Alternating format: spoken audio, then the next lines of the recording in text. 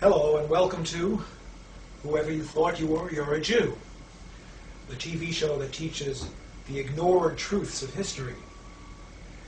We also teach this concept over here, and we try to get away from this one, the golden calf. Today's show is called Race, and I can't think of a subject where the expression the ignored truths of history is more apt than this one. When we talk about race, we're talking about that group of people that white people sometimes call niggers. I wonder how many of you actually know what that word means. You will by the end of this show. Now, if I were to tell you that blacks once had a great culture which exceeded the culture of whites, you'd probably find that pretty incredible. But we're talking about the ignored truths of history. Those of you who've been watching this show may perhaps recall that several weeks ago we talked about the fact that most of the Jews alive in the world today may actually be descendants of Russian converts.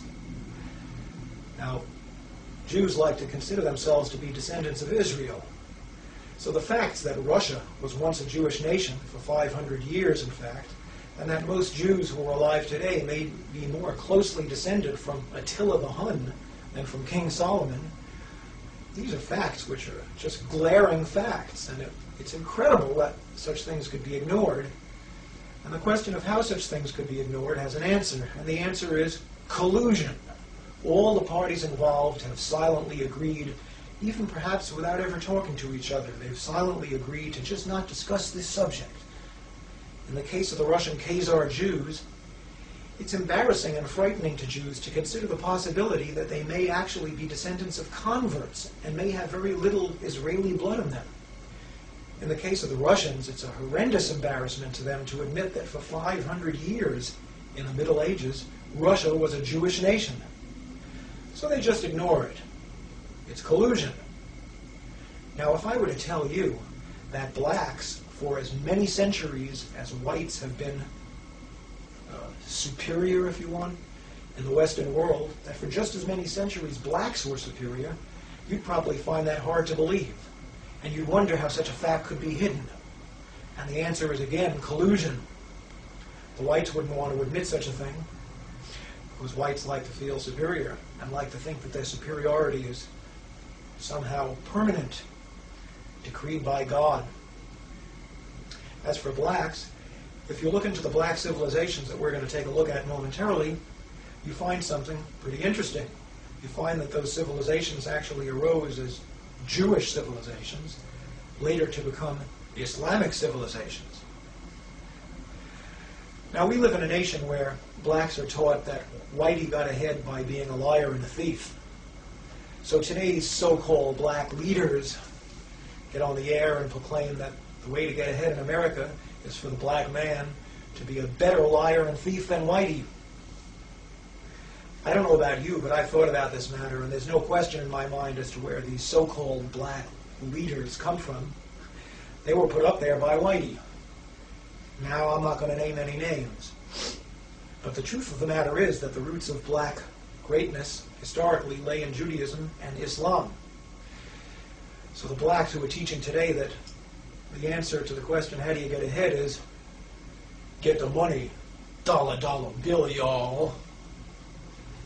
You folks know who I'm talking about, and that's what they teach. They don't want to hear any talk about God. For these people, the dollar bill, y'all crowd, the realization that black greatness in the past lay in roots which go into Judaism and Islam is not really what they want to hear. So they just ignore it. As for the blacks in this country who are not dollar bill y'all people, we find that most of them are members of Christian churches, which is a good thing, except for the fact that they've been taught since childhood that Judaism and Islam are the enemy. And they've been taught that lesson so well that when they start to hear that the roots of black greatness historically lay in Islam, that's as far as they're going to go with that. They'll take slavery, thank you. So there you have it, collusion. For whitey, it's great to keep black down. And for the blacks, It's great to not admit that in the past you were a Jew and later a Muslim. Now we're going to talk about the truths of history, the ignored truths. These truths are known to you if you're a black Muslim in America. You already know this if you're a black Muslim. But if you're a black treated in those whorehouses and condom vending machine buildings that we call public schools, then you probably don't know this. And if you're a white, you almost certainly don't know this. Let's talk a little bit about black history, and let's start with a map. This is a map of the area around the Mediterranean Sea.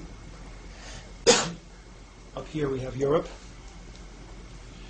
Here's Africa. I think you can see on your screens that in this area of Africa that I'm pointing to is a desert. This, of course, is the Sahara Desert. The territory to the north is fertile, and the territory to the south is fertile. In fact, it's very fertile. Now let's talk about empires. The first great empire in Western civilization was probably Egypt, over here. Not much is known about the early Egyptian empire. There's lots of speculation. But in the process of time, the empire passed. Israel was great for a short time, but that didn't last either. Now, I don't have to tell you that a great empire arose in Greece. Most historians of intellectual Western history trace the history of Western intellectualism to Greece. Now, the Greek Empire didn't last too long, a number of centuries. One could reasonably ask why Greece became so great and why it was unable to hold on to its greatness. One could write whole books on that subject, and I'm sure that lots of such books have been written. But the fact of the matter is that for whatever reason, the Greek Empire rose, the Greek Empire fell. Subsequently, Western civilization moved over here to Italy. That's, of course, what we now call the Roman Empire. The Roman Empire at its peak stretched from Spain all the way around the Mediterranean, encompassing Arabia and parts of northern Africa. The Roman Empire lasted longer than just about any other, better part of 1,000 years. But in the process of time, Rome passed as well. There was a Persian Empire, which had its roots over here in Persia, actually over here, Iran. The Persian Empire at its peak stretched from Egypt, encompassing most of the Middle East, just about up to Greece. And the Persian Empire passed as well. The end of the Persian Empire came, I guess around the year 640 or so, when the armies of Muhammad began to conquer the Middle East, a process which was completed with lightning rapidity. So the next great empire was the Empire of Islam, an empire which, in many respects, has not ended to this day. It arose in Saudi Arabia, immediately conquered the entire Middle East, conquered Persia. The Persian Empire was Zoroastrian in religion. They got rid of that, replaced it with Islam. They tried desperately to get into Europe at this end and failed, but what they did do was they came across North Africa, and North Africa fell to the Muslims. It fell quickly.